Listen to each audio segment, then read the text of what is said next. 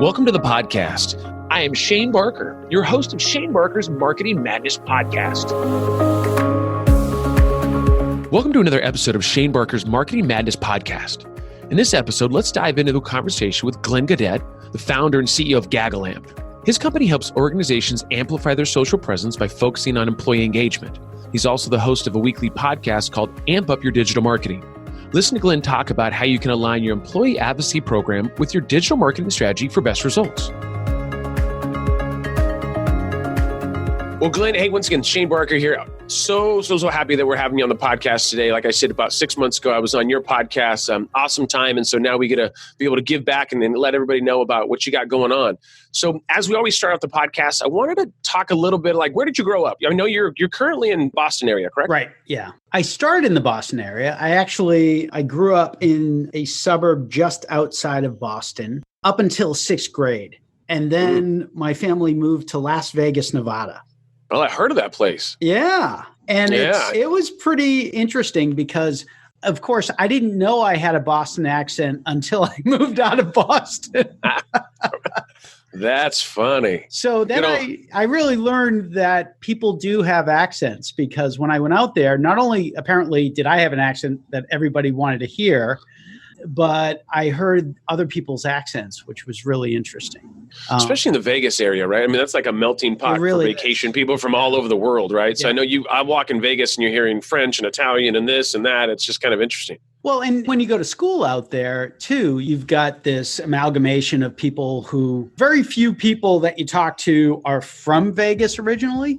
Even more so now, because there's been so much growth in Vegas. Back then, at least, that there were some people who, were there for a generation or two, but you don't see that much anymore. But that being said, it was a really interesting place to be. And I was there for sixth grade and junior high. And then we moved back to Massachusetts. That really opened up a lot for me as a kid who, just grew up in the Boston area. Again, just being able to meet different people from different parts of the world. And it was pretty fascinating. Yeah, that's pretty cool. So, and why did you guys move to Vegas?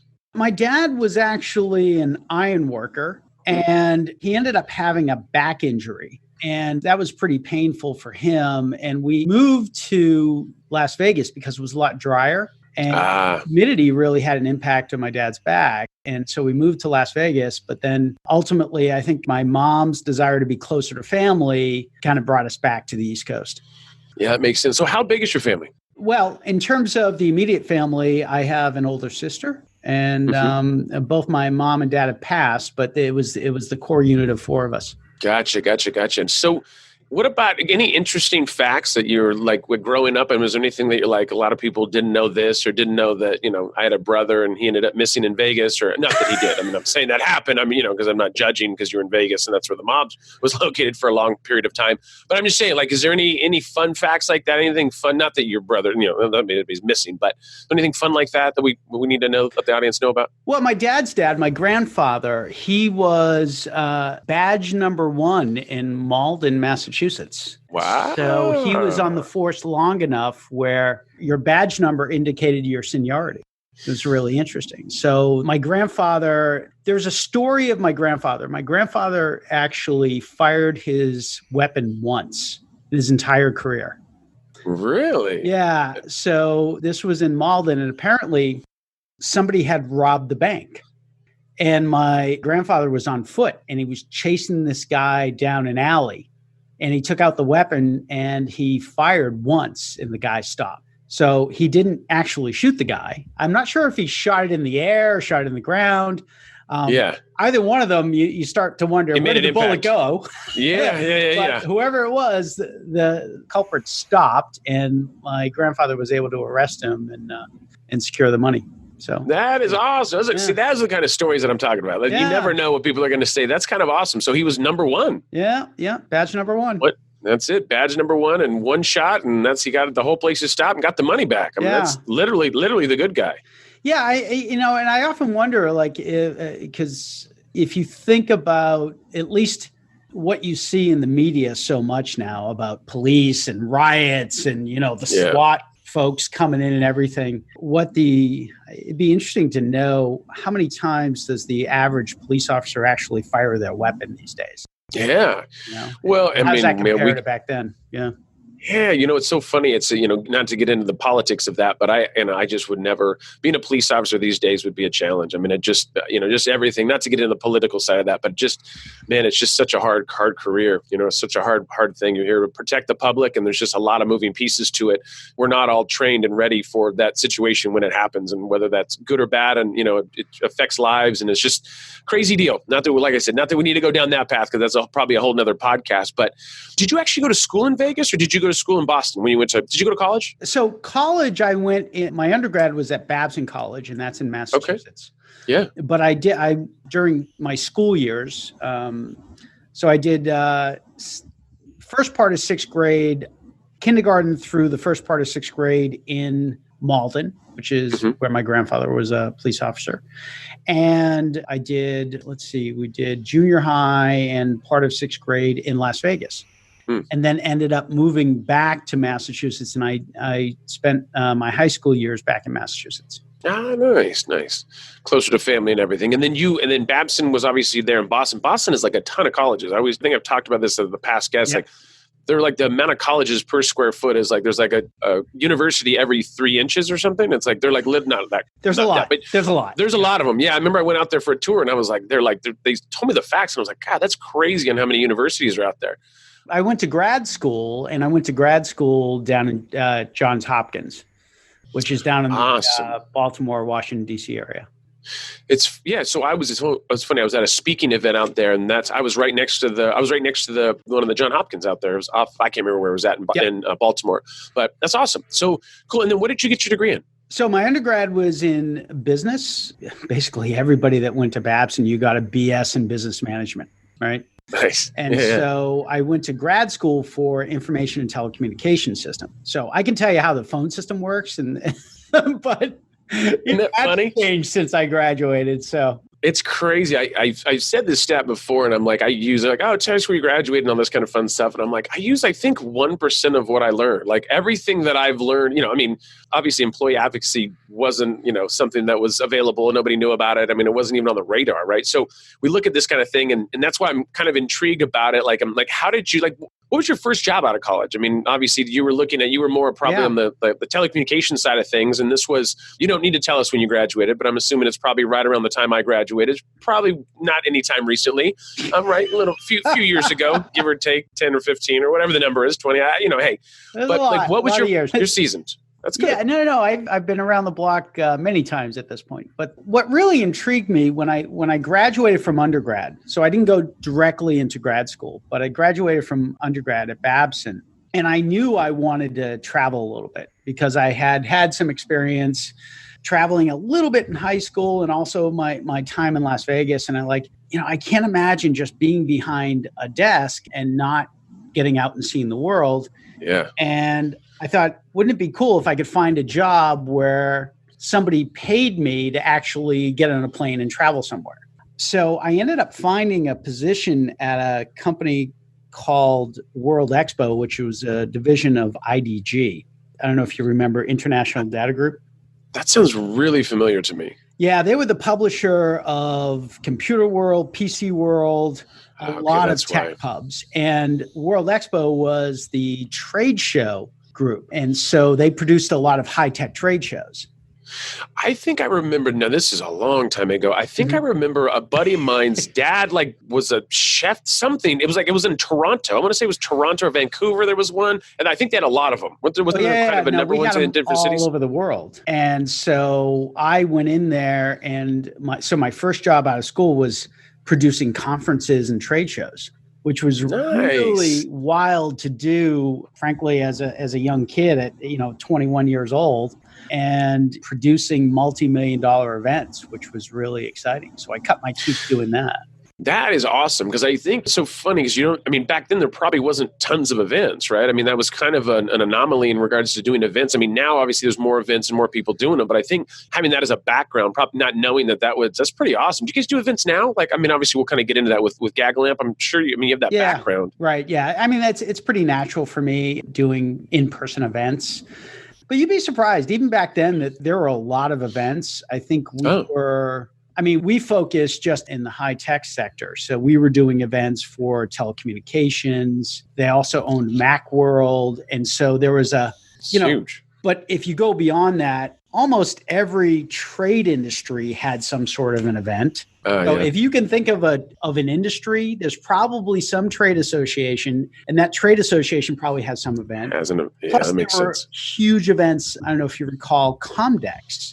I do. That does sound familiar. So Comdex, they were the precursor. They were the big Vegas event. Back then, it was the largest computer event in the world, and they did it in Las Vegas. And that was something that might have heard the name Shelley Adelson. Yeah, for sure. From politics now, because he's a big donor in politics and everything. Well, yeah. He got his start where he made his money initially was in this event called Comdex. He created this event.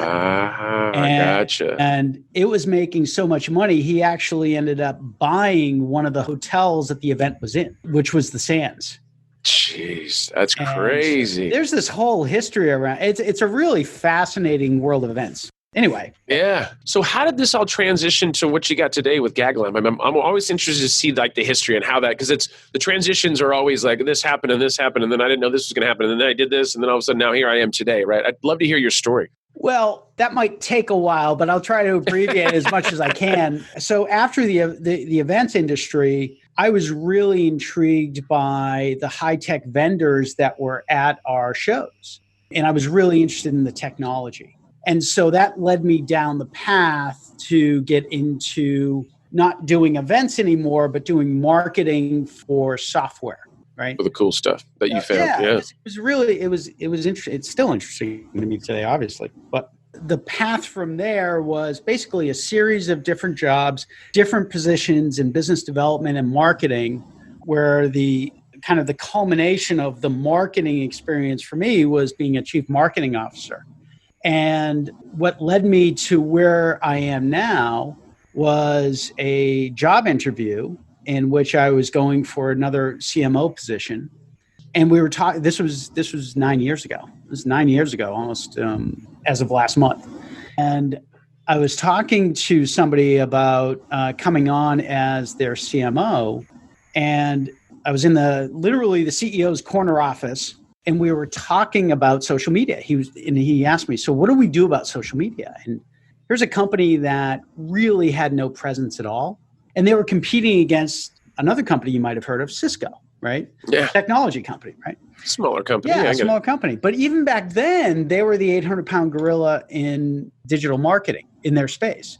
So here's a company that was kind of starting from scratch. And I said, well, how could we get you to rise above the noise? And I asked him, how many employees do you have here? And he goes, well, we got about 1,000. I said, well, what if we got these 1,000 employees to actually help us be part of the digital marketing, maybe share some messages and get engaged? And he said, well, it's a good idea. So I thought it was a good idea. I just really kind of came up with it in the moment.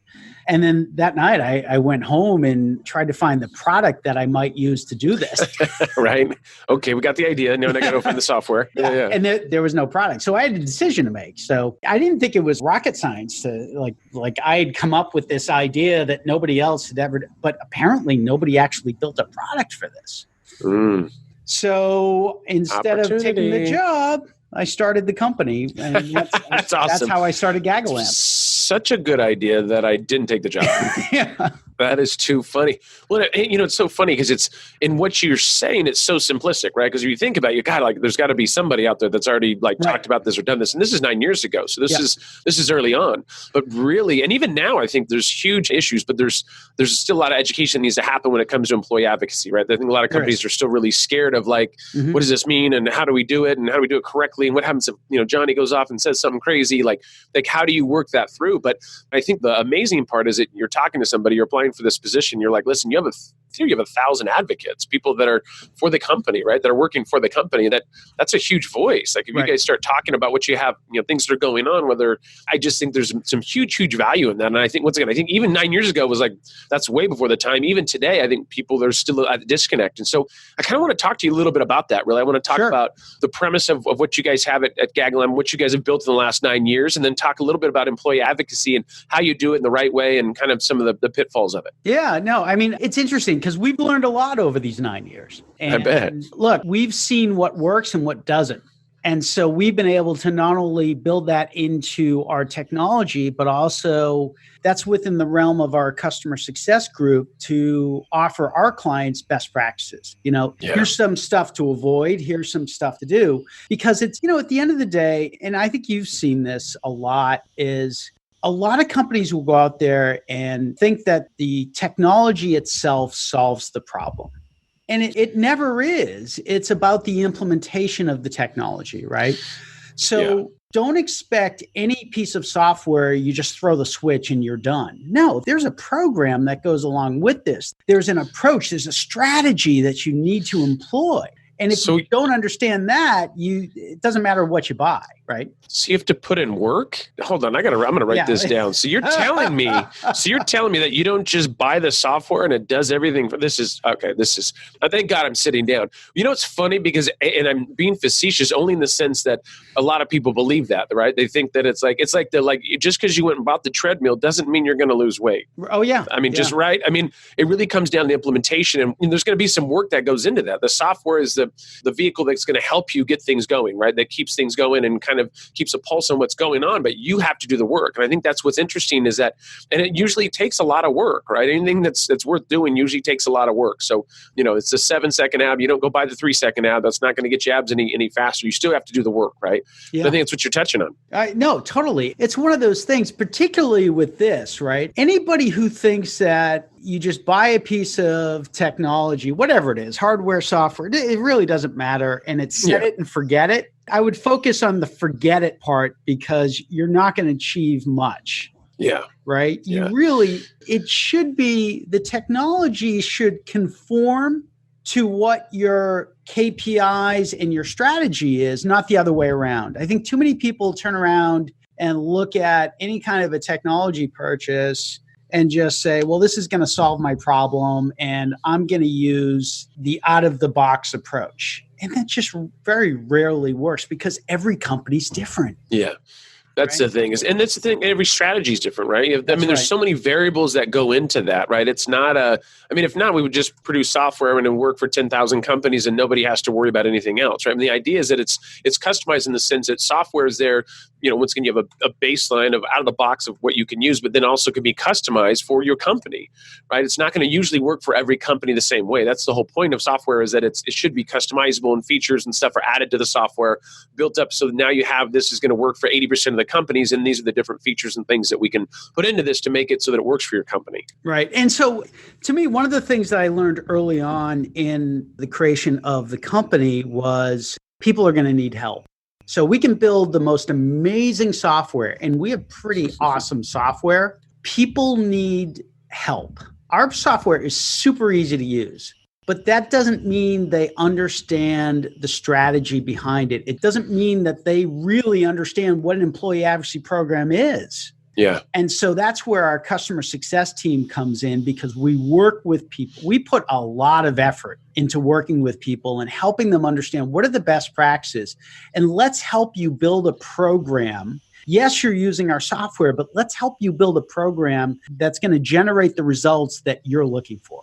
And that's sustainable, right? I think that's the key, is that the onboarding, and I think a lot of software companies, when they first start off, it's like not realize like how important that onboarding process is, right? Because you think that it's really easy to use your software. Everybody thinks that, right? And maybe it is, but you don't know where these people are coming from, like how good they are when it comes to the internet or software or their team or anything like that. And so that onboarding, that hand-holding, that white glove or whatever you want to call it, is so important in that process. Because now if somebody gets to the point where, like, you want to get them to the point where they can't live without your software, right? And it usually takes a while for them to really understand how to use it, and then to get it implemented, and then get the team to use it, and then really start to see some fruit from the labor, right? And I think that takes a while. And so, but once that happens, once you have that aha moment, they're not going to leave the software. Right now you're off, and they're going to continue to have, they're going to have minimal questions, but is that training in the beginning? I think that's just so important. Well, it's not only training for the individual users who are going to be doing it, right? Your rank and file employees. It's also training for the marketing folks who are putting this all together.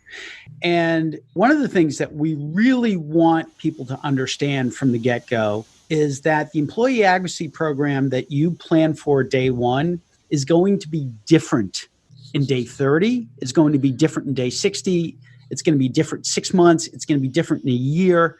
And the reason why is your employee advocacy program is going to evolve because you're going to be getting feedback, not only from the technology, but also from the users themselves.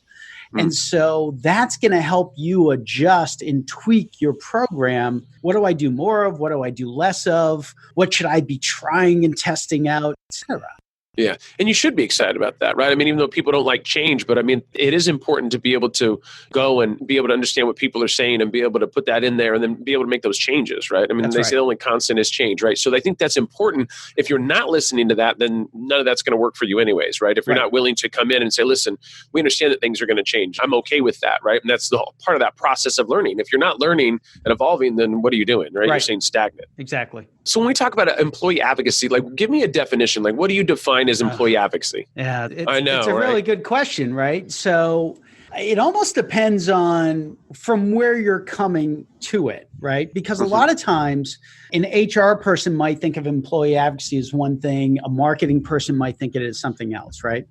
And Gotcha. so if you break it down, let's talk about advocacy. What does advocacy mean? You're advocating on behalf of somebody or something. And so employee advocacy is we're just looking for the employees to help advocate for the company in this case. Yeah. And the way to do that, certainly there's word of mouth, and that's going to happen naturally. What isn't as natural is how your employees might advocate from you digitally. And so being able to equip them with the right kinds of things that they should be doing digitally to advocate in the company is really what employee advocacy should be about. Gotcha. So that would be almost like, I guess, kind of educating them on how to put content out, right? And kind of what types of content to put out and kind of showing examples. Is that what you're talking about? Kind of, I mean, there's an education side of that, right? Of There like, hey, like. absolutely is, right? Okay. And so I'll give you an example. So I think what a lot of people think about in terms of, well, let me get a couple thousand employees to retweet something. Okay, well, that's great. That's fine. And to some degree, that's certainly an option you can do. But there's also things like on our platform, you can ask your employees to answer a question. And the answer to the question becomes the tweet. So what you do is you empower your employees with an authentic voice, but you're giving them some guardrails. You might bake in a hashtag so that they don't have to figure out what the hashtag is. You might even bake in an image, but the unique language that they provide is truly theirs, right? So Gotcha. Now all of a sudden you actually get authentic conversations to start taking place there. And what does that do? That fuels engagement. And what does engagement lead to? Engagement leads to relationships. So if your employees are having more relationships with your target market, with your customers, that's a good thing. Yeah, for sure. For sure. And we talk about this. What do you think the biggest, like, when you're a big company, I always think, people always think, oh, but what happens if Johnny goes off the rails and says something crazy? Like, and I know that doesn't happen a lot. And of course, only time we read about it is when something crazy does happen. I mean, obviously when you have software, and I think you kind of talked about it, you guys have kind of guardrails, right? You have certain things you're like, hey, this is kind of what we talk about. And what is that system for? I mean, how does the software protect against anything like that? Well, let me ask you this. Are you going to stop Johnny from going off the rails if you don't have software? No. Right? Yeah. So you got to get rid of Johnny. Johnny's a problem. We have to get rid of Johnny. That's all you had to say. I'm going to fire Johnny today. I was waiting for the green light. I thought, I keep bringing up Johnny, and I'm like, now we're just getting Johnny. If you're hearing this, you're fired today, my friend. Sorry. No, that makes sense. Makes total sense. Yeah, but I mean, software's not going to save that. Look, at the end of the day, particularly if you're talking the social networks, like, it's Johnny's Twitter account, it's Johnny's LinkedIn account, it's Johnny's Facebook, whatever social network they're on, it doesn't belong to the company, it belongs to Johnny. So whether you're making quality suggestions to Johnny or not, Johnny can do whatever the heck Johnny wants. Gotcha. Makes sense. Right? And so the idea of, well, if we give them positive things to do, that may actually incent them to do something negative, I think is the wrong way to look at this. Yeah. I think instead you should look at, if we give them no guardrails at all, the incidents of people going off the reservation, if you will, are probably more likely to happen because they don't know the positive stuff they can do. Gotcha.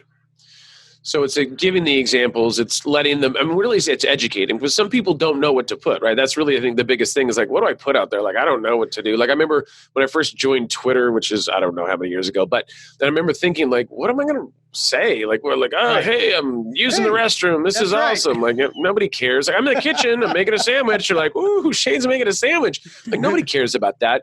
And now, of course, I know because I've been doing it for so long. But I remember in the beginning, it was very like, because I told my brother, I remember I had the conversation with my brother, and he was in San Francisco, and I said, hey, you're using Twitter. Like, what do you use it for? Because I don't really, like, nobody cares what I'm doing, I don't think. Like, or when I've got like one follower, it's like, Mom, like, I'll just call her and tell her what I'm doing. I don't really know. And then my brother was like, well, I use it because he was in production. And he's like, well, I use it, and so I put some stuff out there, and some of my past clients will see it, and they'll be reminded of the work that I do. And there's just a lot of positive things. And after I learned from that, now that was, mind you, because I talked to my brother, and there's some education there that happened. And then after that, I was like, oh, okay, this makes sense. I'm just going to kind of, talk about some marketing things and things that I've got going on with my clients, and not always about me, but it helped put a strategy together after that. But there was that initial push of like, I don't know if I really want to do this Twitter thing, or who cares?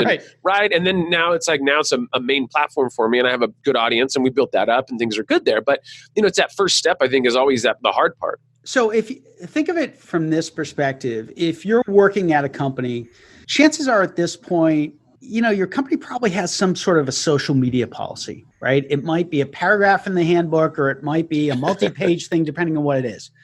If you're a marketing person listening to this podcast, what I would do is I would go to that social media policy and look at it. And, 8 times out of 10, you're going to see that it's going to be, don't do this, don't do this, don't do this, don't do this, don't do this. Rather than they can do. Here's some examples of what would be good for you to do. Yeah. So it's all about the negative versus, again, giving them some positive things that they can do. And by the way, giving them things that they can do is really hard to do in one paragraph. It's really hard to do in a couple of pages. And so that's the value of using a solution like Gagalamp, is because you're able to give them packaged opportunities to do things on a regular basis. Yeah, I think there's such a key. It's funny when the policies, like you say, whether it's a paragraph or a few pages, it is about what not to do, right? Instead of talking about what to do, what you can do, right? Like, let's empower them, let's educate them and empower them. And I think that's the hardest part, is like, well, we just tell them, don't do this, don't do this, don't do this. Okay, that's awesome. But then if you really want me to do something, it becomes scary, right? Like, now I don't want to try it because I'm scared I'm not going to write the right thing. If you give me an example, then I can maybe curate something, or if there's something that's already kind of put together, I can customize a little bit. Great, that makes sense, right? We try to take the guessing work out of it, so that you're not sending something out and going, man, I sure hope HR is okay with this, right? I mean, I don't know if this is going to be approved or not. Well, great. If you're putting it out there and you have at least some guidelines, I think that's the key to this whole thing. It's less about, I think that was kind of an aha moment for me, like less about what you can do and more about what you can do. Well, it's also, if you think about the evolution of this over the years, when we started, a lot of companies were still putting their heads in the sand, and they were saying, like, no, our policy is don't say anything, don't do anything. There's 3 people in the company that can actually talk to the outside world about the company, right? That's right. I mean, think about that, right? There's people with press credentials, and, the only people who could talk to anyone would be this. Well, hey, the world's a different place now. Everybody's talking to everybody. So you can either accept that and empower it, or you can keep your head buried in the sand and let your competition basically have all of those conversations and engagements. Yeah. And I think that's the key thing, is like, maybe if your organization doesn't change, then your competitor's going to, right? I mean, you have to. It's like, it's evolving times, right? Yeah. I mean, with platforms and everything else, it's like, I think probably 9 years ago, people could say, I'm not too worried about it. It's not that big of a deal. Like, when, what you're coming up with, I think is some value, but whatever. And now it's like, there's so many platforms, so many this and so many that. Right. It's like, if you don't get control of it, right? If you don't say, hey, listen, this is what you can do, because it's going to happen no matter what, more than likely, right? I mean, it's like, people are already out there talking, but if you can give them some guidelines on how to talk about things, I think that's the part. It becomes scary for people, though, because it's like, but then they're going to have a voice. Well, they already have a voice, right? Yeah. It's like, that's not going away, but it's once again the education side. So who would you, so when we talk about like what are the keys to having a successful, I mean, and we kind of talked about it a little bit, but is there anything that we're missing that we haven't talked about yet in regards to like having a successful employee advocacy program? Is there like some pillars that you look at and you talk about, these are the 5 things that we look at, or is there anything that we've missed? Well, I think one of the things you have to do is level set your expectations, right? And this is an interesting one. So when you send an email out to everyone in the company, how many people actually open that email? At my company, I think one. I think my assistant is the one that opens it because he knows that I'm watching him. But yeah, it's probably pretty. I mean, let me take that back. It depends on if we have meet. I don't know. I mean, that's a great question. I'll have to look into that when I get off this. I mean, I don't know. That's a good question. So in general, whether you have 100 people in your company or tens of thousands of people in your company, if you send out an email, you're going to have some small percentage of them actually open the email. Another small percentage of that actually might take some action. Just like your regular email, right? You expect email to have kind of a low open rate and then some sort of thing. So don't set your expectations that everyone in the company is going to do everything that you're asking from them from an employee advocacy solution. So if your expectation is day one, you're going to have all 1,000 people in your company, not only on the platform, but also doing everything you expect them to do, you're setting yourself up for some disappointment. Yeah. Right. Which isn't to say you shouldn't invite all 1,000 people, but you also need to give yourself and set the expectation correctly to other people who are involved in this, that you're going to build this over a period of time. It's not going to happen just overnight. Right. And that's with anything. I mean, that's not just with employee advocacy. I mean, that's with anything. Like I'm not going to go put together a PPC campaign and then we're going to go count the millions of dollars that come in, or SEO, or anything that involves a strategy. Guess what? It's going to take time, right? Because you're going to tweak stuff and things are going to happen. It's not an overnight type thing. So, that's right. And just because you get 500 people to retweet something doesn't mean that you guys are going to be on the S&P 500, right? I mean, it's like the idea of this is like it takes time, right? And then some people are going to be comfortable with this, some people aren't. And then people become more comfortable. And then they'll get it to a point where people are going to start educating other people of like, oh, I've sent some stuff out and this is how I do it. And then this is where you can find it. And okay, now I feel more comfortable with that. And you can give accolades or bonus, whatever it is, like, getting people involved, whether it's gamification or doing something like that to where people become more comfortable. A lot of people aren't going to do it just because they just don't feel comfortable, right? They're just, even with the education, and you just got to find the people that are out there saying some stuff. And now you can just help tailor that message for them so they feel comfortable in their voice. And so they're still putting that content out. So I get it. I mean, it just takes time, like anything. And as a marketer, you're going to have different strategies. You're going to be tying your employee advocacy strategy to the overall digital marketing and the overall company strategy, right?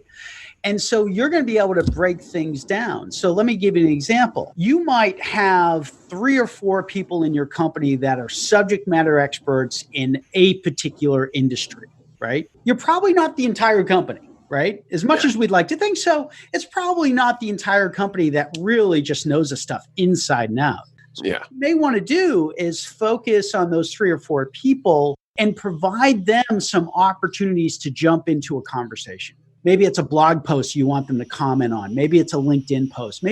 So you've been listening from the marketing perspective. You say, there's some influencers that are outside the company that are having this discussion. Let's get our subject matter experts into that conversation. So for sure. To get those people, point them in that direction. And then what you do, you get the masses to amplify the conversation. Right. Makes total sense. Yeah. I mean, it's like get the people in there that you don't, that know how to answer and do the things, and then have everybody else talk about it or, retweet it or put it out there or like it or whatever it may be. That's right. That's right. Interesting. Well, I love that because not everybody's going to want to respond and not everybody should respond. Right. I mean, so I think it's a situation of like, this is kind of the strategy. This is how we're going to go about it.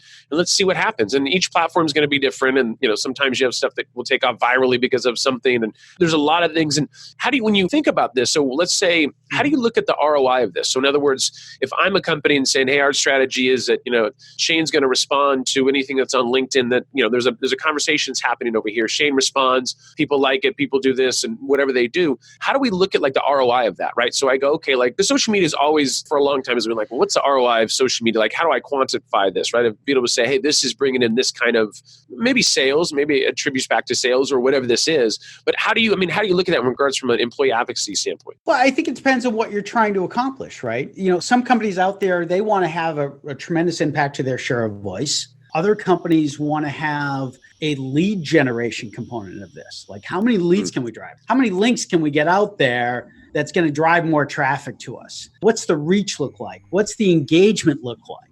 So it really depends on what you're trying to do. And typically if you're doing this well, you're aligning it to the overall KPIs of your digital marketing efforts, right? So in one bucket, you might have a paid world, right? You have certain KPIs around the paid activities. You should have certain KPIs around your employee advocacy, but they should all be in alignment with trying to drive the overall goals of the digital marketing effort and the goals ultimately of the company. And that makes sense. It makes total sense. It's really, you're kind of building it backwards. Like, what are your goals? What are you looking to do? And then how are we going to accomplish that? That's right. Right. Yeah. That's right. I mean, and that's once again, with any strategy, I think that's what's important is like, employee advocacy is no different than, it is different than SEO, but in the sense that it's like, hey, you're building a strategy and you're going to tweak it as you go. And you have to kind of build it backwards. Like, what are our goals of this? Like, what are we looking to do? Are we looking to generate, $1 million in sales? Well, right.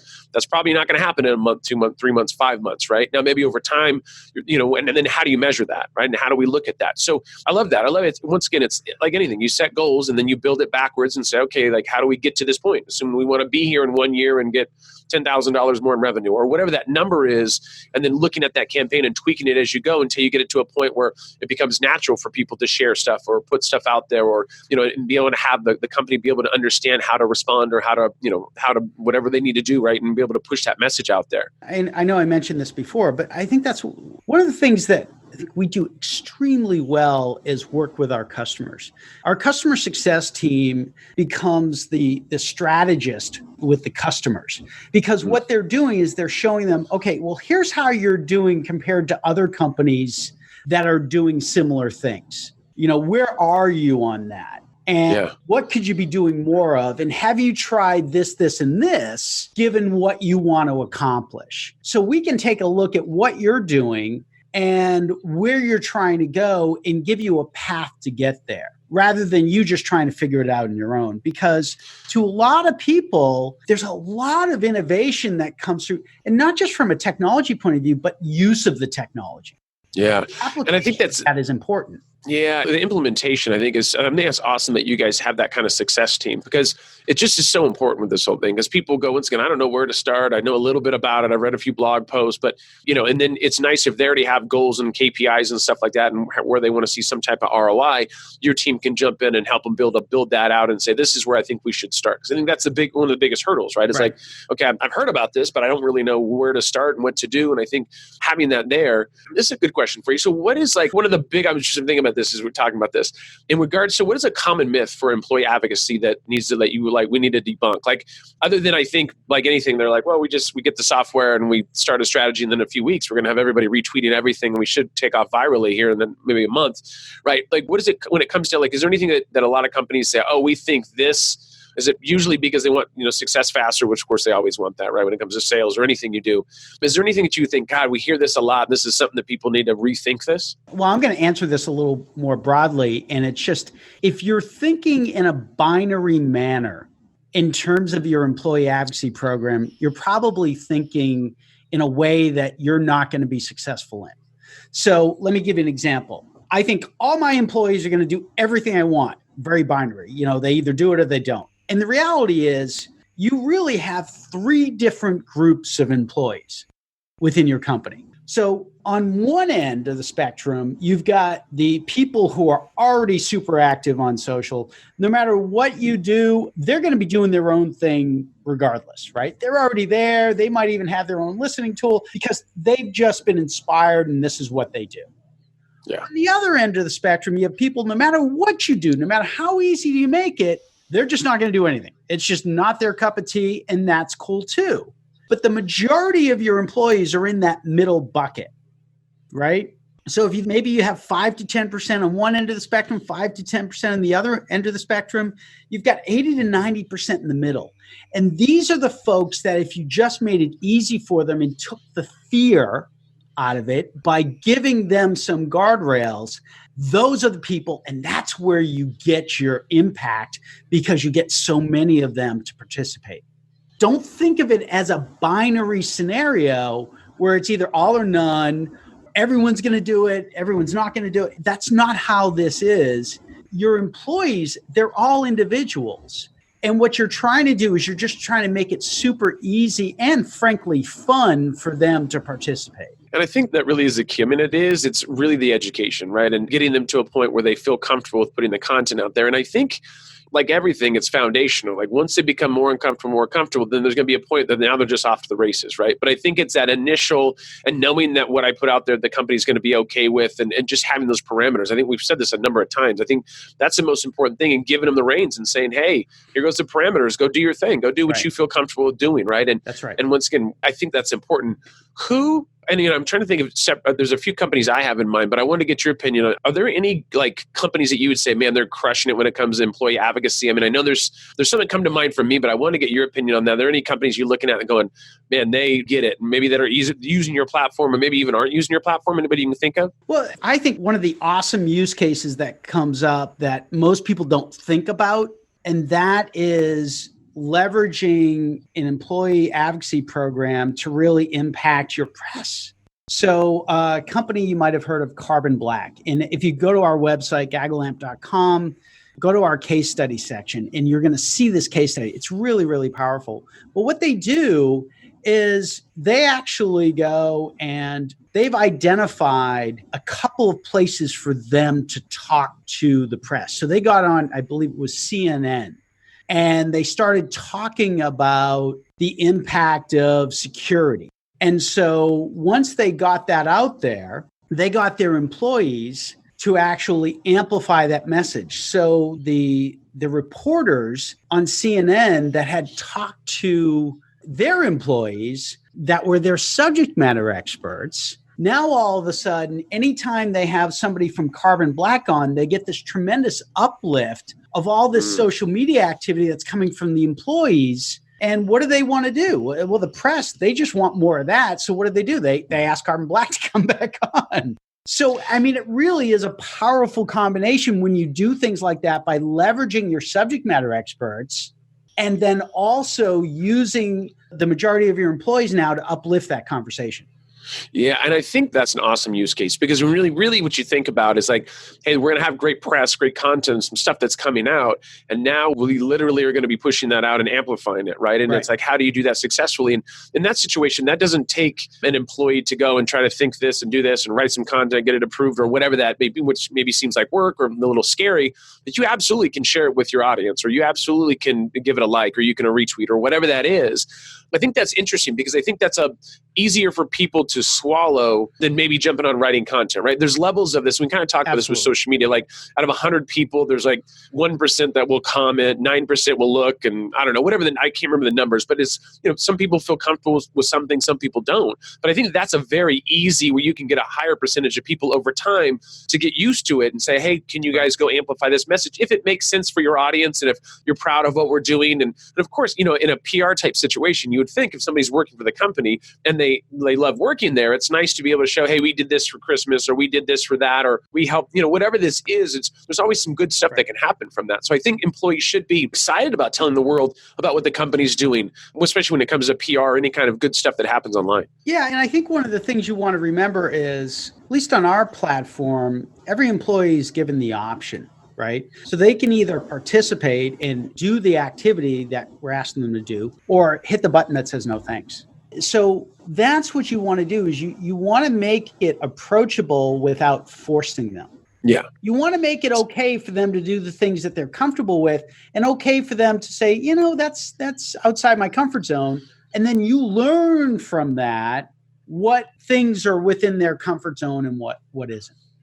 And I think that's important, right? Because the thing is in theory, we know our audiences, right? And we don't want to, if you're putting out something, I'm going to say political, just so that we can say yes or no to it. And I look at it and go, well, that doesn't really fit with what I do, right? I wouldn't recommend sending out too much political stuff anyways. But if they do, then I think that's the value of it, is like, hey, this does resonate with me. And this is something that I would want to share. You know what? That doesn't resonate with me, and it wouldn't resonate with my audience. And it's not really, I feel like telling anybody. And that should be okay. That should be absolutely okay. Like just as much as the person that wants to share it and the person that doesn't want to share it, right? Because they have to be comfortable. If you're forcing people into being an advocate and they don't want to be, then that's a very uncomfortable situation, and it's, causes tension and stuff that you don't necessarily need to get into. What you want to find is the people that are willing to share that content and the kind of content they're sharing, and then provide more of that for those individuals. Yeah. If you think about it, that goes back to what I said before, which is the evolution of your own program. you're going to be learning from folks what they're comfortable doing and what they're uncomfortable doing. And so you obviously want to do more of the stuff that they want, because if you think about it, your customers are your customers, but in an employee advocacy program, it's your employees who are your customers in this case. Yeah. And you have to remember that things like the voice of the employee versus the voice of the company, right? Put things in the context in which they want to be doing things, not necessarily in the context of what you want them to do. Which is important. I think that's an important factor because, you as a brand or, as a company, you want to say, hey, it should be said this way. But does that sound like it's coming from an employee, right? Is it too much PR or too much of this? It's like you want them to still be able to take that message and say it in their own voice, which is important. I think it empowers them. Yeah. Look, I'm not going to say that there's never a situation where you want people to say the same thing, right? But if that is your only approach to this, that's going to be short-lived. And so you want a mechanism to actually kind of get them to put things into their own voice. And again, in the beginning, people may or may not participate because they're uncomfortable with it. But over time, when you give them the baby steps, when you give them the guardrails, you're going to see more and more people, and you're going to see the train start to get some speed. Yeah, which is the value of it, right? I mean, it's Right. like, once again, like I said, it's like anything. I mean, it's not going to, once it starts going, you're like, this is the reason why we invested in it. Right. So what do you see as like obviously with social media and platforms and everything constantly changing, where do you see this evolving in the next few years? Are you going to see any trends, anything you guys have seen? Obviously, you've been doing this 9+ years. Right. Tell us what the future holds. Yeah, well, let me give you a little bit of background because we've seen the evolution of this over 9 years, right? So when we started, nobody was really doing anything, right? So that's where it started, with nothing. And then it was all about, okay, let's get everybody to share some content. Okay, great. So that becomes like the ante to get in. You got to be able to share some content. That's cool. The next big thing was engagements. How do we get people to be part of more engagements, whether that be liking things or commenting on things, really stepping above just content and actually driving engagement. Yeah. So where we see this going now in 2020 is really the employee as a content generator themselves. So now you're starting to get into the world of crowdsourcing content. So it's not just about marketing doing that all the time, but now it's also about the employees being able to contribute content to marketing and, frankly, to the rest of the company. Which is awesome, right? I mean, if you have people inside the organization that can provide that kind of stuff, because you really, I'm a content producer in regards to podcasts and writing and all this. I mean, I feel like I can't produce enough content, right? So if I had other people that are willing to contribute and add valuable content to the company, I mean, that saves marketing dollars too, right? Where I have to hire somebody to do this. I mean, there's some value there. If you find somebody that's really good at writing or that really understands the company's view and you can add some, whether to the blog or, interview them or whatever that may be. Like I said, I don't think you can produce enough content. I think companies need to look at it that way. It's like, how do we, use our inner resources to be able to produce great content? I think that's awesome. And it's not just about content that's really targeted for the outside world, but it's also content for within the company. So let me give an example. A lot of times you don't necessarily have marketing folks out at maybe regional events or some trade shows, whatever, if you don't have a booth there, but you have your salespeople there. Well, wouldn't it be great if the salespeople could snap a picture of a competitor's booth so that marketing now can see that, or the messaging or things like that? So this isn't really targeted for the outside world, but you might also have an opportunity where you have a salesperson out there. Maybe they're having a lunch or dinner, or just, they met a customer at an event. Maybe they do a selfie with them. Maybe they actually get them on video and do a little mini case study.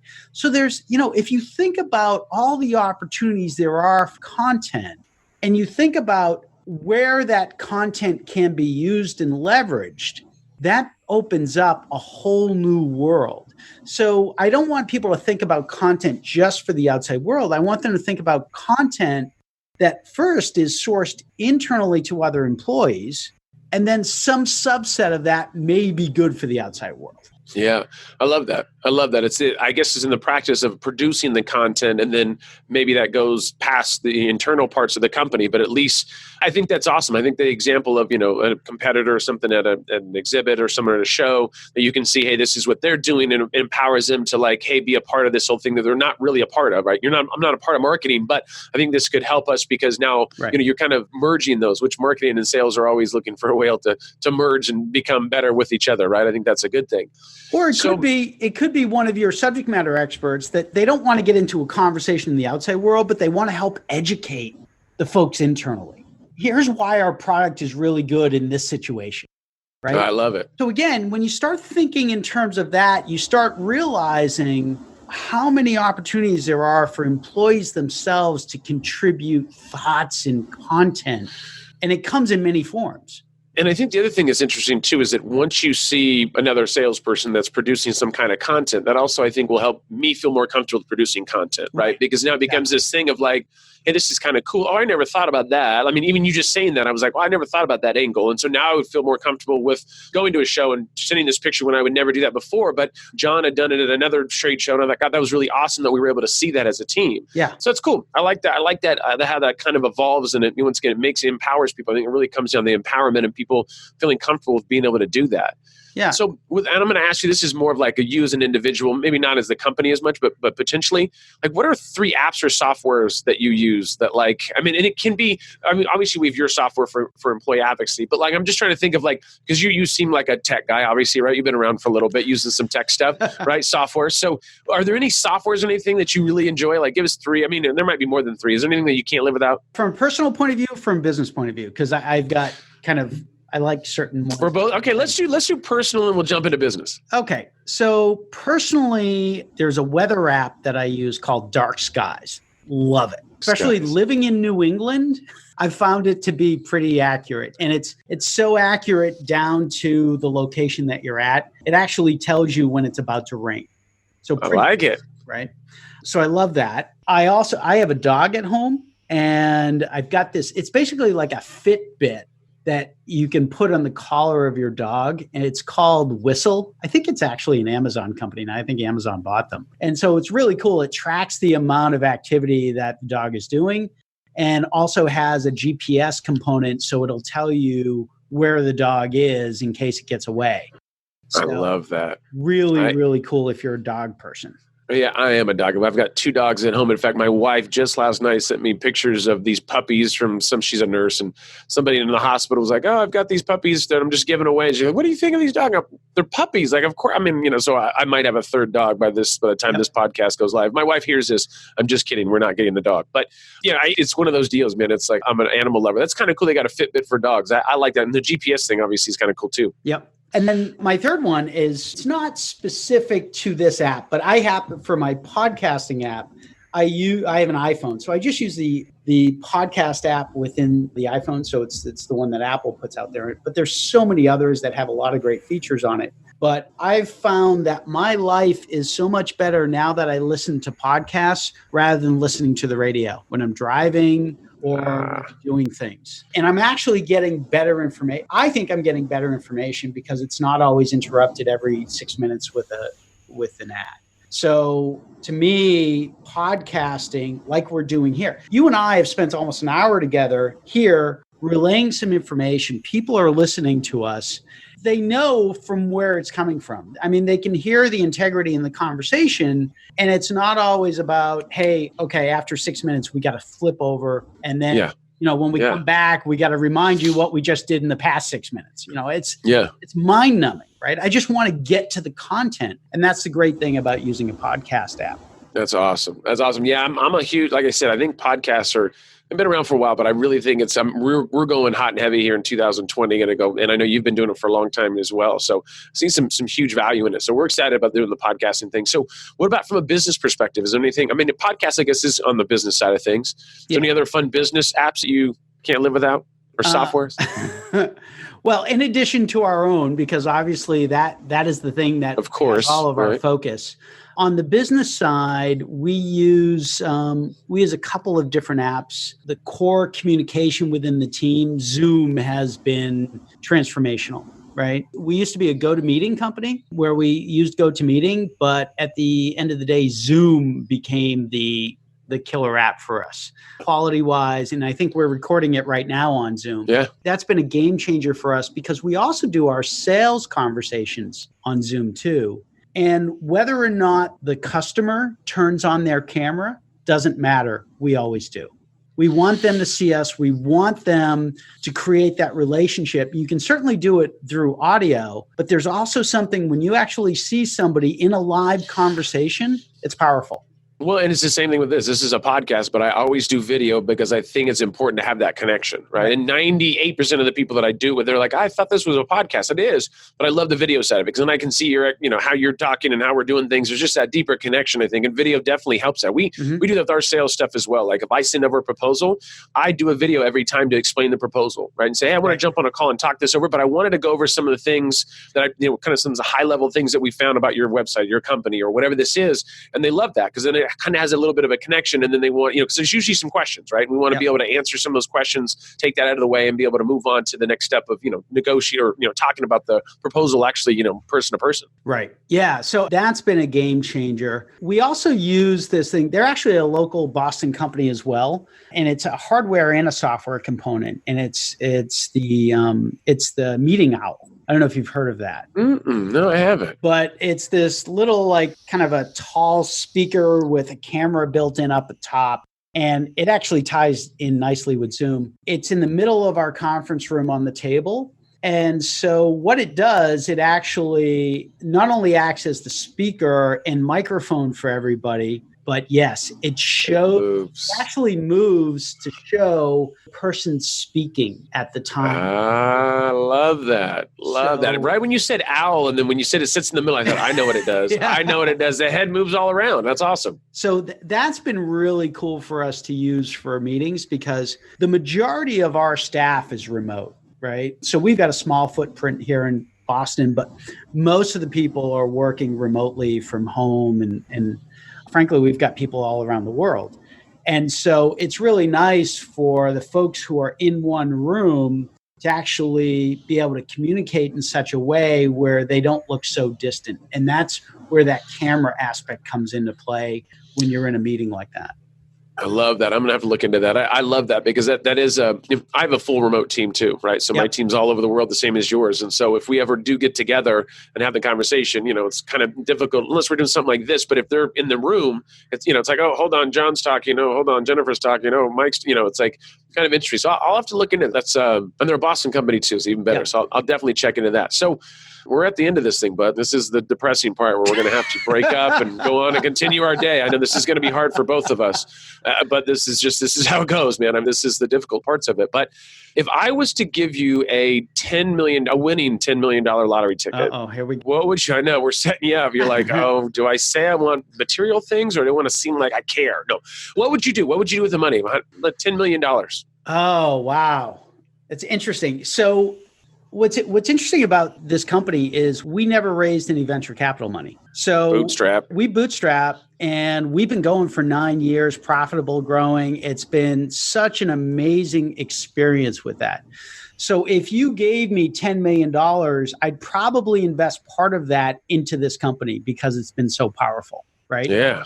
And at least I know that there's a return coming for the investment, right? Because I know how we've grown and what we do. And frankly, the affinity that our customers have for us, which is really powerful. That's awesome. I would also use part of that money to really have impact in other people's lives, right? There's a number of people in organizations that are in the top of my head that I could think about really having an impact. And it doesn't necessarily come in the form of just writing somebody a check, but I think that there's ways to teach people how to fish, to use the expression, and using some of the money to do that, to really have impact with different organizations and different folks as well. So, I love it. So those are the things that come top of mind, and I might take a little bit of a longer vacation than normal. Yeah, as you should. You deserve it, Glenn. You deserve it, buddy. I mean, right? I mean, at the end of the day, you got to give back to yourself too a little bit. Sure. So awesome, Glenn. This has been an awesome podcast interview, as I knew it was going to be. So if anybody wanted to get in contact with you or find out more about your company, can you give us some details? Yeah, in fact, let me give you a link that they can go to if they want to learn more about employee advocacy or how to get started.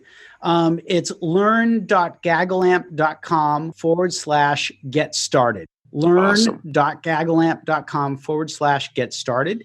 If you want to reach out to me, I'm in LinkedIn, so you can certainly reach out to me, Glen Gaudet. My only request is if you do make a connection with me, tell me in that connection that you were listening to me on this podcast, so I know you're not just somebody who wants to try to sell me something, because I do get quite a few of those. And then on Twitter, I'm Glen G with 2 N's. So Glen G with 2 N's. If I had $1 for every time I got pitched on LinkedIn, I could retire. I actually did the numbers. It's incredible. Like, when unless I know the person, like if Shane, if obviously I know you, I might send you a LinkedIn connection without necessarily putting a whole conversation in there, right? But so many people will send me a LinkedIn conversation and don't bother telling me, how do I even know this? How do they know me? And like all of these things. And, sometimes you're like, oh, well, maybe I'll do it. And the next thing you know, you get something right back. Hey, I'd love to get in your calendar. Every time. It's so funny. Anytime I look and it says, I'm going to help you grow your agency, like if that's what they do, I think every time I click it, I'm like, okay, I shouldn't do this. I click it and it's just instant. And I know it. It's like touching a hot stove or something. Like, I don't know why I keep doing this over and over, but anyway, so that's perfect. So if you guys need to get in contact with Glen, obviously that's Glen with 2 N's. Glen, you were an awesome host, as I knew you would be. And you guys, if you're listening to this podcast and like what you hear, make sure you subscribe to it as well. And obviously, if you guys like what you hear, please write a review. And if you don't like what you hear, don't write a review, because we want only good reviews, folks. That's what it all comes down to. So Glen, thank you so much. And once this thing gets, obviously when this thing goes live, we'll go ahead and send you over all the fun stuff. We'll let you know ahead of time. And thank you so much for being on the podcast, man. Shane, just remind everybody that you are on my podcast and they can listen to that. Yeah, absolutely. Up your digital marketing. Yeah, was it about influencer marketing? I think was the thing. So yeah, take a look at that. Just put in Gagalamp plus Shane Barker, and then I'm sure that the podcast will show up number one. Sure so will. Awesome, man. Thank you so much, bud. Thank you. Have a great weekend.